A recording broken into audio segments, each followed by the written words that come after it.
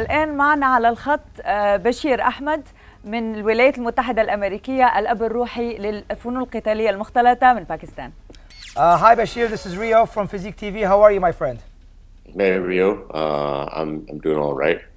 Well, first of all, the most important thing, congratulations on the arrival of your little boy, your first one, Badr. Thank you. My congratulations to you and your lovely wife. Please give her my best. Bashir, let me ask you this. We talked on the show that I think you always start fast, but I believe in this fight you were overexcited, maybe because of the arrival of your son, whatever it is, but I think you were overexcited when you walked in. You can see on your body language as you walked in through the runway, the walkway, and as you got in, I believe you were a little bit overexcited. Any thoughts about this? I'm still trying to figure out all the things that went into this fight and what played a role in what happened. And certainly being overexcited, absolutely, that is one of the variables that I'm looking at as playing a role. So yeah, I think that, I was just thinking right before you talking to me that I was feeling confidence, and maybe this is a situation where I saw where that confidence crosses, the limit a little bit. There's a quote that says like, fools rush in where angels fear to tread, so maybe you have confidence, but then you have to also keep that in balance. And maybe that's what's going on with a lot of other factors. But yeah, absolutely. I haven't seen the walk-in of the fight and how, and my body language. I've seen the fight, watched it, but maybe I'm gonna go back and look at it now. Bashir, this is Ali here from Physique-TV studio. Again, congratulations on the arrival of Badr.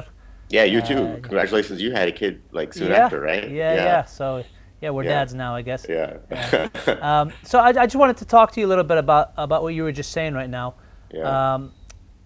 I tend to disagree a little bit with Rio. I think that's your style of fighting, and I'm a big advocate of just maintaining your style of fighting. I mean, I've seen it work for you in the past. It was even working with you when we were talking about Amir Khan. You were basically dominating Amir Khan in the earlier round, and then he just got the better of you in the later. So I mean, with regard to your style, I think there was nothing wrong with your style. I think maybe what may have happened, and I want to get your insight on this, is that maybe do you think you may have underestimated the power of Jimmy Abu? Possibly, but at the same time, I knew coming in that he had 4 of his wins were 4 knockouts. I think I put a little bit of doubt as to like who those other people were, and if that power would like carry over somebody, maybe, like I'm not the other opponents that he had.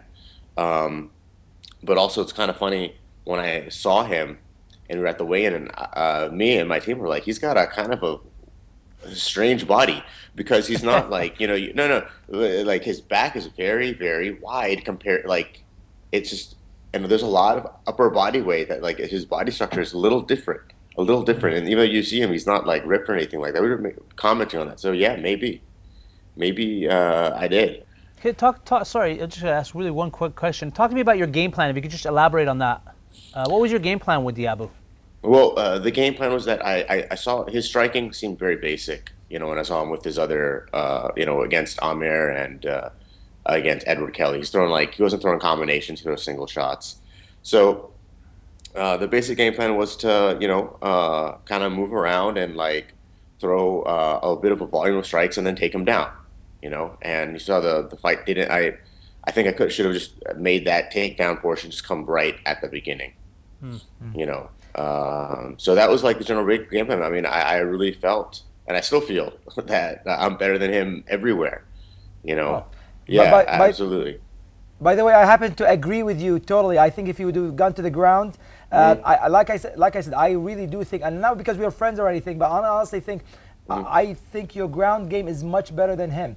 I saw his fights. He lacks the combinations, but what he lacks in combination, he actually compensates for it with the power of his hands. I mean, it's one of those things. If he catches you with one hit, you're gone. It's like almost Mike Tyson in his later days. If he catches you with that one strike, he would take you down.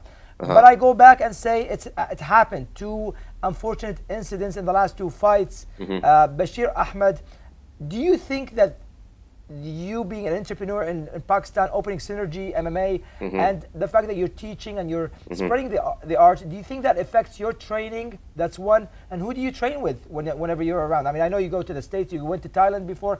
Who do you train with? And do you think that does being an entrepreneur and with Synergy MMA, does that affect your training?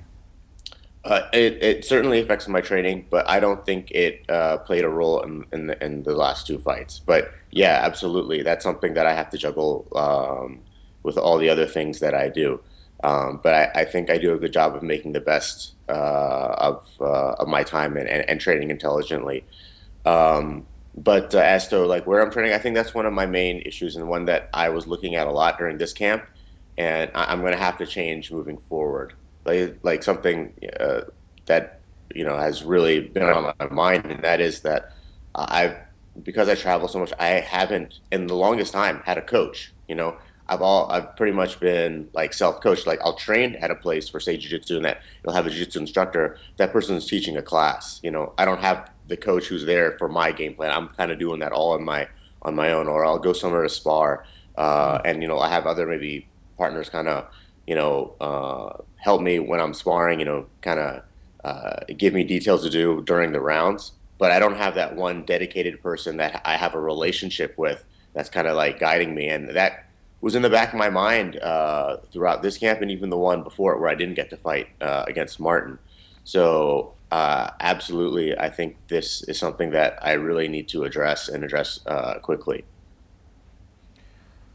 Bashir, talk to me about where you go from here now. So you're pretty even now in the one championship cage. You're pretty even. Do you want to focus more on Synergy MMA? Do you want to focus more on yourself? Do you still think you have what it takes to become a one champion? I still believe in myself. Absolutely. Yeah. The fight with Amir, that had a lot of bad situations coming into it, like the weight cut and everything. I don't know if you guys know about that, but it was a really late notice fight, and no, we understand, and Rio and I actually think you've done very well in that fight. I mean, like I said earlier, I thought you were actually winning in the first round. You were dominating him. You were doing what you needed to do, and you had the jet lag factor and the fact that it was just crazy.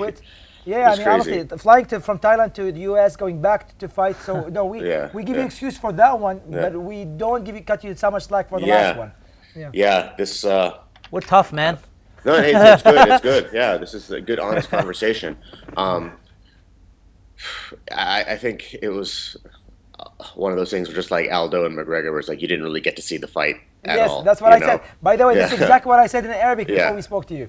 Oh, really? Yeah. Yes. And look, afterwards, and thing is, I don't remember it, but in the medical room, I went up to Jimmy to congratulate him, and what he said to me, and this is what the people around me were telling me, he said, "I got lucky." That's what Jimmy said. So like he also felt like he got lucky, so I want to do it again. Absolutely.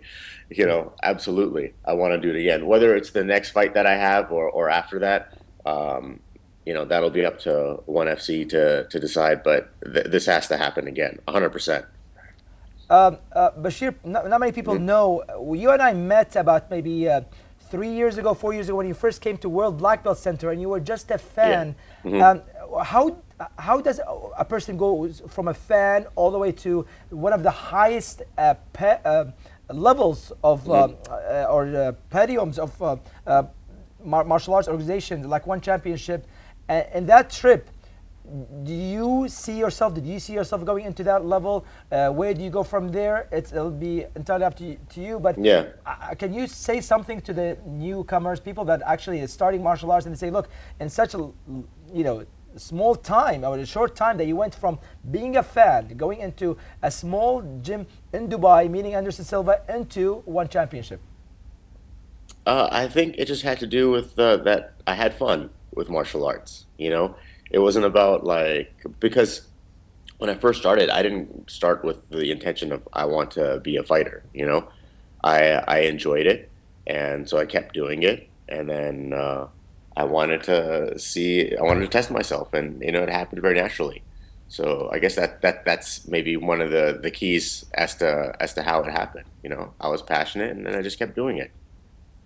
All right. Well, thank you so much for your time, Bashir. Look forward to seeing you back in the cage again. Yeah. You've always had such exciting fights. We love watching your fights. We love calling your fights. Thank you. So we hope to see more of you again. You will. Good luck. You will. And being Thank a you. father, man, I'm telling you, the Yeah. first 3 weeks it's like in the army. Hell week in the army. Yeah. That's the first 3 weeks. So Yeah. enjoy the moment. And I honestly you. think you will come back, by the way. Please make sure you come back. Try to show people what a good fight will take place. And I always have a high opinion of you. I think you're one of the most articulate martial artists I've ever met in my life. Thank you. Thank you. I look forward to being back. It's good talking to you. Likewise.